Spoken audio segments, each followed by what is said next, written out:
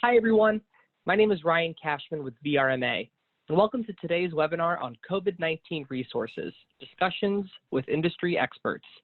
VRMA's newly engaged Health and Safety Task Force, comprised of several VRMA board members and industry experts, are making today's webinar available to you as one of the many resources to come. Our goal is to provide you with insight regarding the public health conversation surrounding coronavirus, or COVID-19, how this issue is affecting our industry, and what we can do to better prepare for and navigate the impact. This is a recorded two-part webinar series that will inform a live Q&A session on Thursday, March 19th at 3 p.m. Eastern. I'm joined today by Sue Jones, owner of HR for VR, and Dirk Johnson, Executive Director of the Vacation Rental Housekeeping Professionals. In this first part, Sue will discuss communications to employees, handling communicable disease in the workplace, preparing to have employees work remotely, assisting employees with pay during extended absences, and complying with federal, state, and local mandates, and more. In part two, Dirk will discuss basic housekeeping principles to provide a sanitized operation, the proper cleaning products that will also kill the COVID-19 microbe, and more. Our presenters will also hold a live Q&A session on Thursday, March 19th at 3 p.m. Eastern. This is your opportunity to ask questions of these experts in real time. If you're not able to join, you may send your questions in advance to education@vrma.org. Register for the live Q&A session on the VRMA's website. And with that, I will turn the program over to Sue. Thank you, Ryan. I'm very pleased to be a part of this today, and certainly hope that our audience will find some value and some key takeaways as we talk about how to plan, prepare, and respond for the COVID-2019. As we all know, the world's eyes are pretty wide and focused on the rising number of patients with the COVID-19. Stores are certainly working hard to keep up with demand for basic supplies and foods. We're seeing schools closing down. We're seeing restaurants and bars in certain locations closing. We're seeing areas in the mountains with mountains and ski areas closing down. Local and state governments are really declaring states of emergency and disaster proclamations, as well as the federal national disaster. And as employers, so many of us are really facing the very real possibility of having to do business differently and how to retain a workforce during these significant times. I'd like to start out with a little more around some of the legal responsibilities as an employer. One of the things that is so important is we want to talk about facts, and where you get the facts are through the CDC. At the end of this presentation, there is a link of many resources that will provide you with areas of where to go. Make sure that when you are communicating to your employees, you are communicating the most current information. I also encourage you to be mindful that OSHA's general duty clause also includes the coronavirus as well as COVID-19. And what that means is it is your duty under OSHA to provide a safe workplace for your employees. During this time, we need to make sure that any policies that you're putting forth to deal with this certain situation with the virus, that your federal, state, and local laws are in concurrence, and especially around leaves and accommodation. Things are changing very quickly today.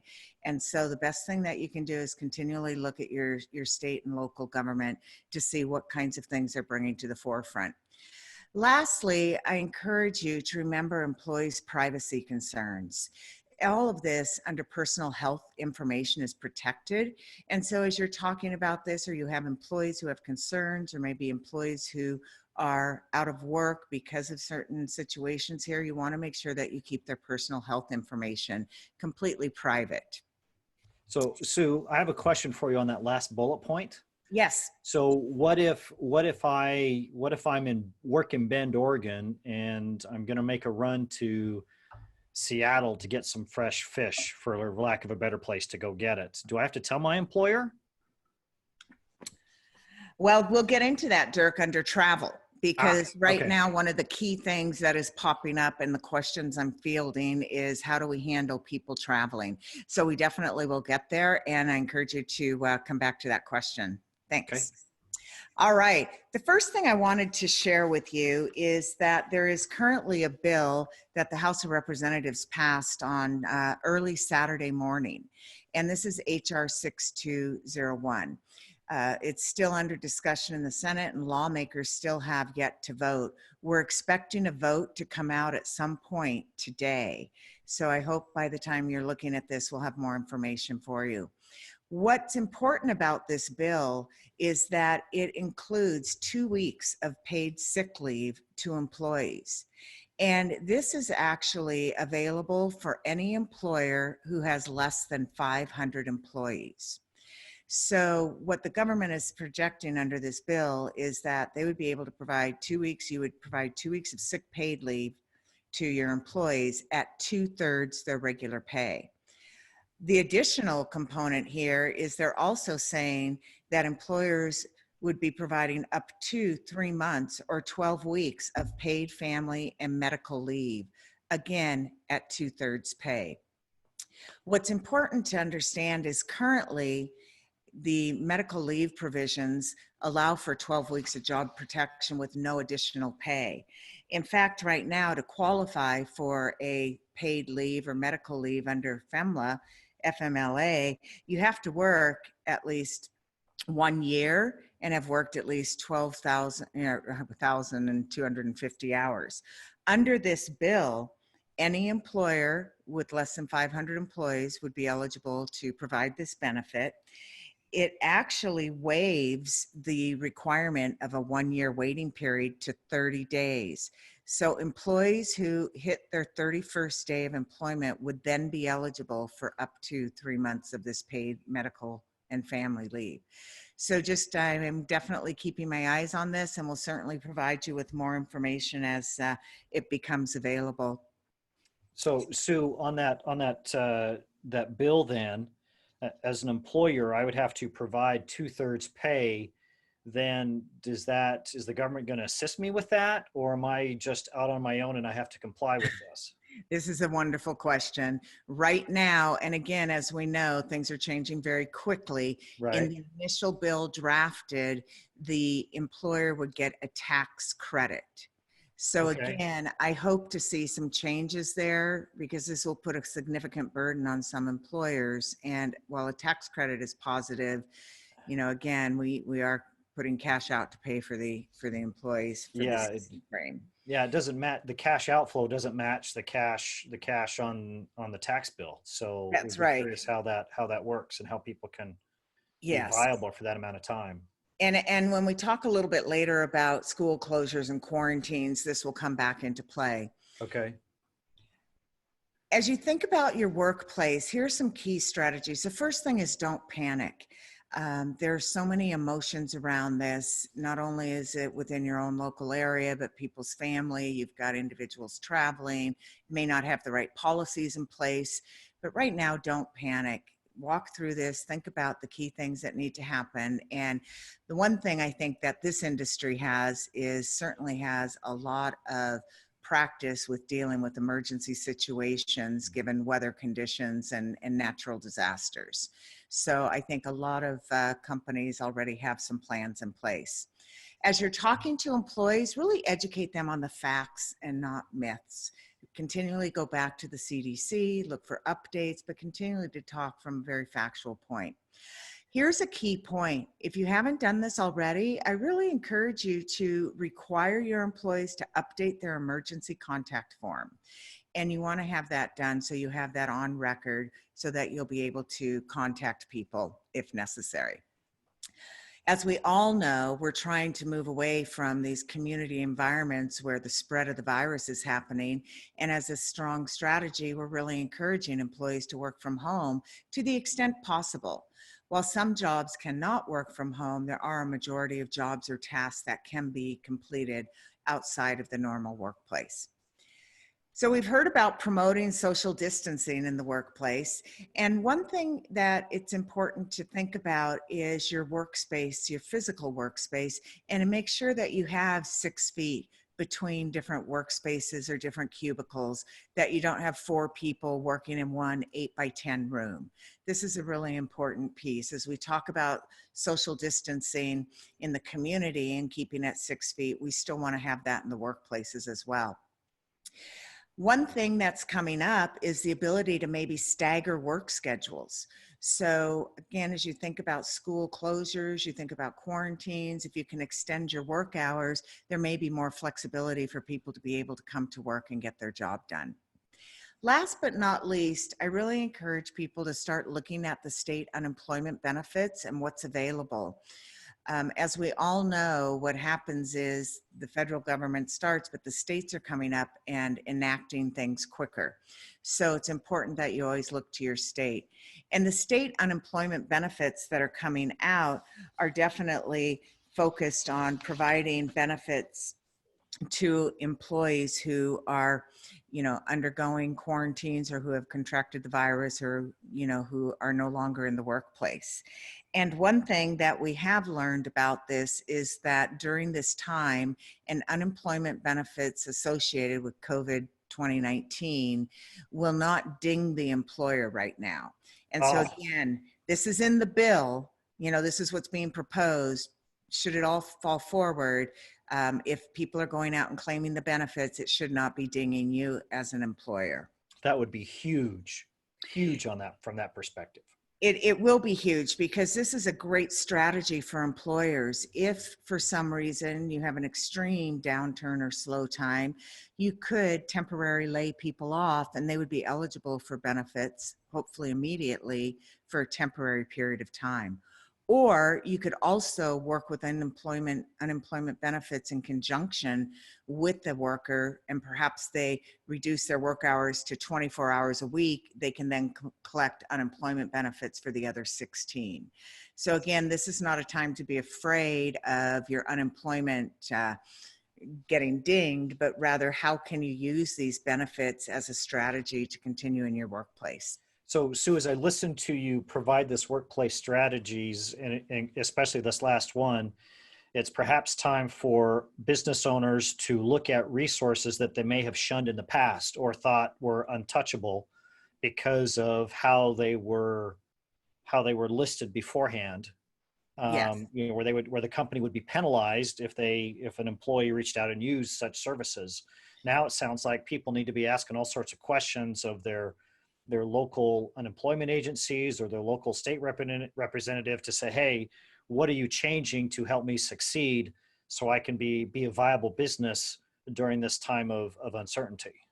Absolutely. And again, we're all in kind of this new state. And so this information is coming out so quickly and it's changing, and, we'll continue to keep people updated to the extent possible. Yeah. So as we know, the communication is key, especially at a time when employees are very concerned about coming to work. They're very concerned about employees who are traveling. They're concerned about their family and their children.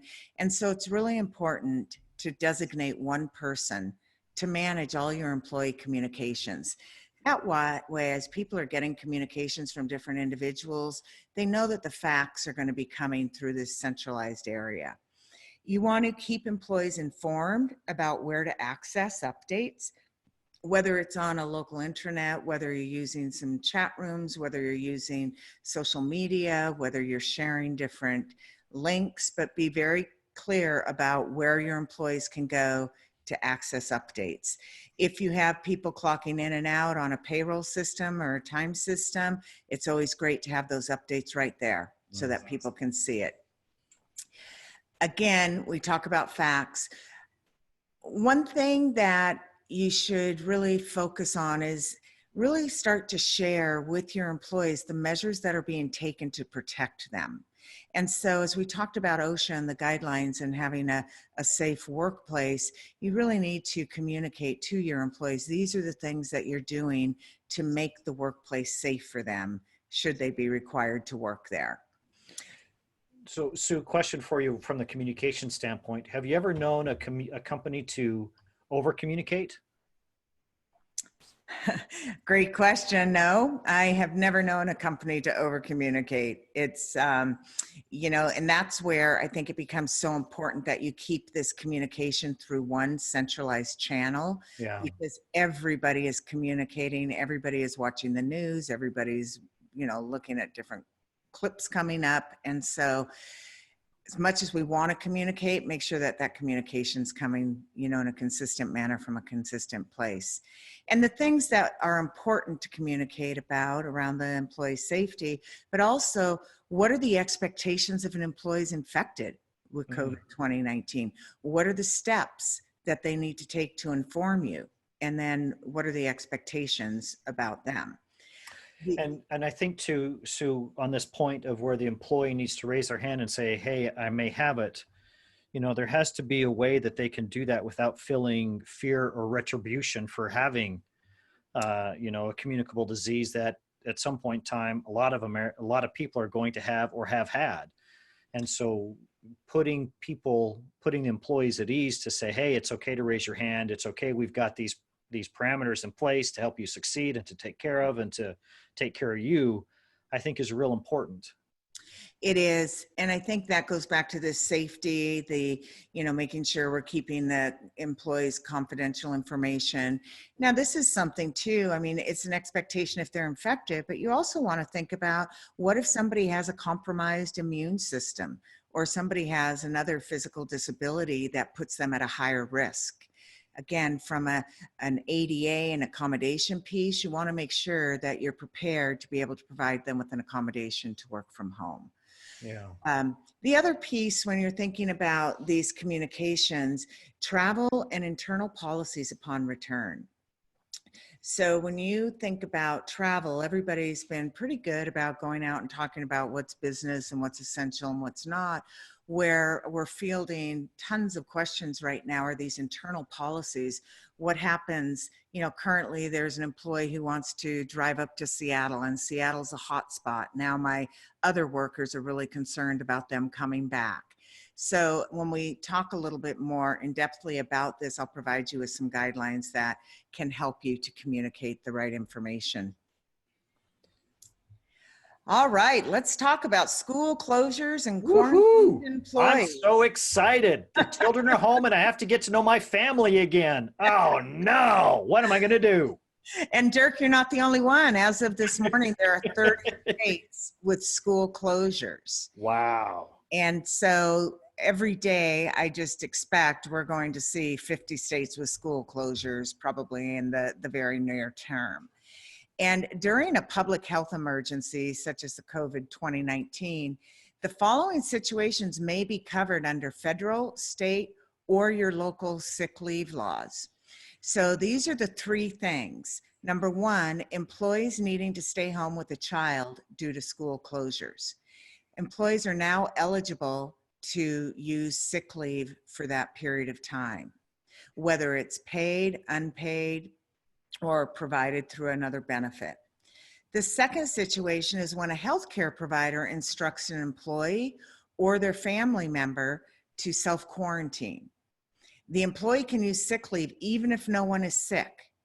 So if, for instance, somebody comes in contact with one of your family members and you're quarantined, employees will absolutely be able to use sick leave even when nobody is sick. The third reason that people would be quarantined is the exclusion of the employee from the workplace for health reasons. So in that previous example, when I spoke about an individual who has a compromised immune system or somebody who has, underlying health issue, those employees you would probably want to quarantine and have working from home. Now, when you look at all of this, this really creates a conundrum of other complications for individuals. And what we're starting to see, especially from the school closure side, is the ADA is coming in and saying it puts some people at a disadvantage when kids are home from school and they're doing classes because they don't have internet or they don't have access to computers. So there's a whole nother side going on behind here as far as, providing people and making sure they have the resources. So again, I just want people to understand with these school closures is a legitimate reason for your employees to stay home with child under this situation. And Sue, to be clear, this is under the current law. This is not part of any new laws coming down the way. This is actually on the books. Yep, this is actually on the books. Okay. All right.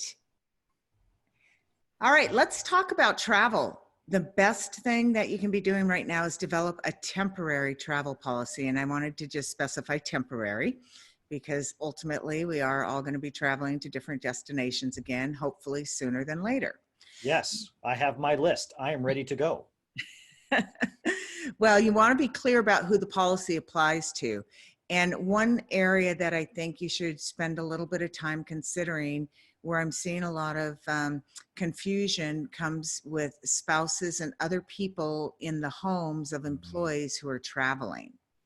So while you cannot have a policy about, extended family members and where they're traveling, you could have a policy that applies to your employees and any contact they have with other family members, in their residence who are traveling. You want to also cover travel restrictions for both international and domestic travel. And I'm kind of talking about US hotspots. And there is no easy way to calculate what a US hotspot is. It's a statistician's nightmare. It's a geeky thing and gets down to a Z-score. What I'm looking at and what I'm hearing from employers is really if there is an outbreak of active, confirmed COVID-19 viruses, then that's going to be a hotspot, right? If they're there. So that's really important. But the key is you want to have employees make sure that you require notification before they are traveling. And the other piece with this is making sure that when you require the notification that you communicate to the employee that they may be subject to a waiting period or a quarantine, which may be without pay. And then the third point is to really require notification after travel before returning to work. So when Dirk comes back from his vacation, he's going to